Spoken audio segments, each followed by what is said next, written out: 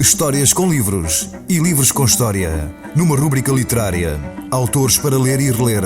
Com Raimundo Nores. Rúbrica literária Reler. Todas as segundas, na Rádio Pernes. Bom dia, bem-vindos à rúbrica literária Reler. O autor que vamos destacar esta semana é João Aguiar. João Aguiar é um autor que devia estar mais na ordem do dia por uma multiplicidade de razões que ao longo desta conversa certamente vão compreender. É um autor que nasceu em 1943, infelizmente já não está entre nós, faleceu em 2010, fez a sua vida profissional na área do jornalismo, trabalhou na RTP, na Sábado, creio que também colaborou com a Super Interessante. Aliás, um dos seus primeiros livros não é ficção, é uma grande reportagem sobre o esoterismo em Portugal.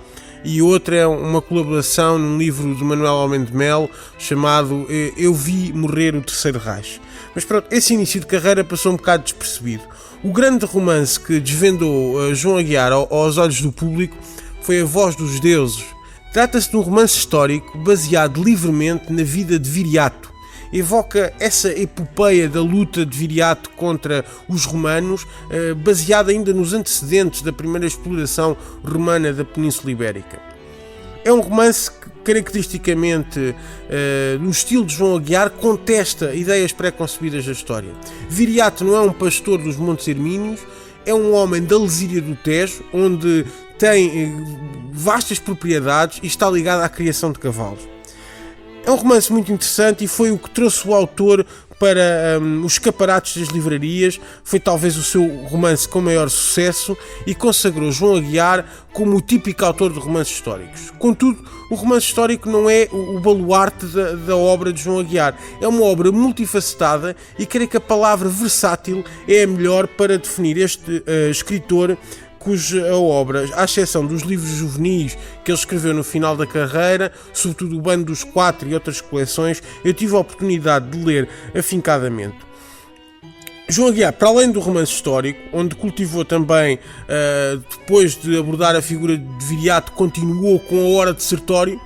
Como se pode ver, seguiu a história das revoltas na Península Ibérica, isto anos mais tarde, creio que cerca de 5, 6 anos mais tarde, desse primeiro romance, e também com um que vamos abordar com maior detalhe, chamado O Trono do Altíssimo. Esse sim tem muitas razões para estar no debate atual, sobretudo porque foca a figura de Prisciliano, aquele herege medieval que as pessoas pensam que poderá estar sepultado em Compostela em vez de Santiago. Lá iremos. Mas dizia eu que a obra não se esgota nos romances históricos, antes pelo contrário. João Aguiar tem uma obra multifacetada que passa pela escrita para jovens, passa pelo fantástico e por uma trilogia muito interessante baseada em Macau e na complexa transição de Macau entre Portugal e a China, abordando também a história de Macau, mas sempre envolta em mistério e em thriller. De facto, são 3 livros que envolvem o mundo da geopolítica, que envolvem a espionagem internacional. Começa com Os Comedores de Pérolas. João Aguiar viveu há algum tempo em Macau como bolseiro da Fundação Oriente. Esses comedores de pérolas que se centram sobretudo então na passagem de soberania. Aliás, o título é uma metáfora, como Cleópatra e Marco António no Antigo Egito comiam pérolas para mostrar-lhe a sua riqueza e opulência, dissolvendo-as em vinagre. Também Portugal e a China no final do século XX, em todo aquele processo de transição, é comparado metaforicamente a esses comedores de pérolas da antiguidade. Portanto, os dois países hoje, sem a opulência dos tempos antigos, teriam dissolvido a pérola que era Macau em vinagre ao abdicarem, neste caso, da soberania portuguesa. Os tempos são outros. Macau hoje é uma praça financeira pujante, isso João Aguiar não desvendaria. Para além deste romance, ele tem mais 2 que se passam em Macau, Dragão de Fumo e a Catedral Verde. Dragão de Fumo muito ligado a essas problemáticas do Império. E depois, não seguindo a mesma história, todos estes são mesmo uma trilogia, seguem a mesma história, a história continua num para outro romance, mais recentemente publicou O Tigre Sentado, que evoca estas histórias, mas é uma linha narrativa completamente diferente. Todavia, a obra de João Aguiar não se esgota nem no romance histórico, nem nesta evocação de Macau. Temos também excelentes romances fantásticos, nomeadamente O Homem Sem Nome, uma das primeiras incursões na escrita fantástica em Portugal com sucesso em termos comerciais. Foi o terceiro romance publicado por João Aguiar, e também O Canto dos Fantasmas, que explora todas essas lendas do esoterismo nacional.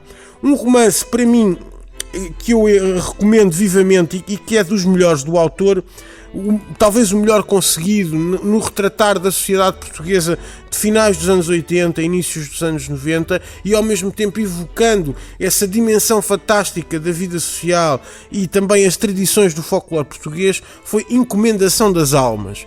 Encomendação das Almas é a história de um jovem de uma comunidade rural, um jovem com problemas sociais e com problemas de aprendizagem, que se encontra com um idoso reformado, retirado da cidade, que decide ir viver para uma casa de família no meio do campo, e depois dá-se esse encontro, esse conflito de gerações e conflito de realidades entre o mundo urbano e o mundo rural, ao mesmo tempo em que os dois exploram as lendas tradicionais Portugal, desde o lobisomem à própria tradição da encomendação das almas.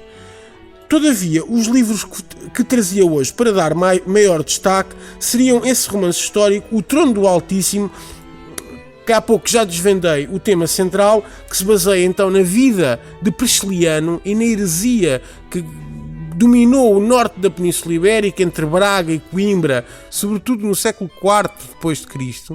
Os priscilianistas, ou os seguidores de Prisciliano, basicamente defendiam o vegetarianismo, a abstinência total. Eles eram de tal modo contra o álcool que chegaram a substituir na Eucaristia o vinho por leite. Portanto, este romance retrata essa fase da vida da Igreja, e foi a primeira vez que a Igreja utilizou a violência para combater abertamente doutrinas que lhe eram estranhas. Portanto, a violência física e o poder judicial para condenar à morte os seguidores de Prisciliano e o próprio Prisciliano, que alguns cientistas atualmente julgam estar sepultado em Santiago de Compostela, não estando lá o apóstolo, mas este Prisciliano, que foi, antes de se tornar herege, uma figura importante da Igreja Católica da altura.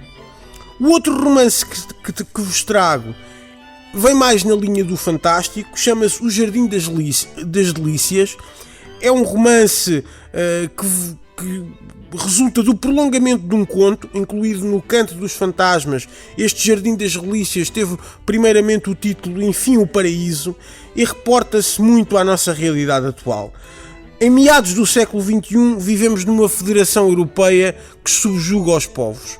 Basicamente é a história de um jornalista português que está a investigar uma série de atentados que nessa federação europeia põem em perigo a estabilidade do regime desses Estados Unidos da Europa, que não são propriamente um jardim das delícias, mas causam vários dilemas e naturalmente, o recrudescer dos nacionalismos. O livro não dá a entender, e não vos vou revelar a história, se há aqui uma revolta aberta em relação à Federação Europeia. Passa-se nesse mundo distópico de meados do século XXI, era a região portuguesa e a região da Bélgica, e confronta todos estes dilemas que ainda hoje estão na ordem política atual, sobretudo no estado económico e financeiro da realidade onde vivemos. Acho que será um livro, e é um livro que se lê no fogo, um livro muito interessante para equacionar todos os problemas que esta construção europeia nos coloca enquanto sociedade. E são estas as recomendações que trazia. A obra de João Aguiar é muito vasta, talvez um dia até motive outro programa sobre este autor. Não queria, no entanto, deixar-vos sem trazer duas sugestões que não têm a ver com este autor, mas são de autores da terra, autores ribatejanos. Recomendo vivamente o livro de António Luís Pacheco Largueza, já publicado há algum tempo, em 2010. É um romance não se pode propriamente considerar um romance histórico, mas é um romance com fundo histórico, mais um romance de aventuras, na tradição de Emílio Salgari. Passa-se no Ribatejo, em Angola e no Oeste americano. Envolve sempre personagens portuguesas tão típicas como, por exemplo, o Zé do Telhado. E por fim, um livro este sim bem mais recente, o poema O Relógio, de Samuel Pimenta, vencedor do Prémio Jovens Criadores 2012, que no ano passado foi editado pela editora Livros de Ontem. É um livro que se lê numa viagem, num momento de relaxamento, um poema que contesta esta sociedade do consumo, das horas de redondas, como este jovem poeta ribatejano critica, o poeta que foi o único autor português na Feira do Livro de Frankfurt do ano anterior. E com este relógio de Samuel Pimenta vos deixo até a próxima oportunidade. Histórias com livros e livros com história. Numa rúbrica literária. Autores para ler e reler. Com Raimundo Nores. Rúbrica literária Reler. Todas as segundas, na Rádio Pernes.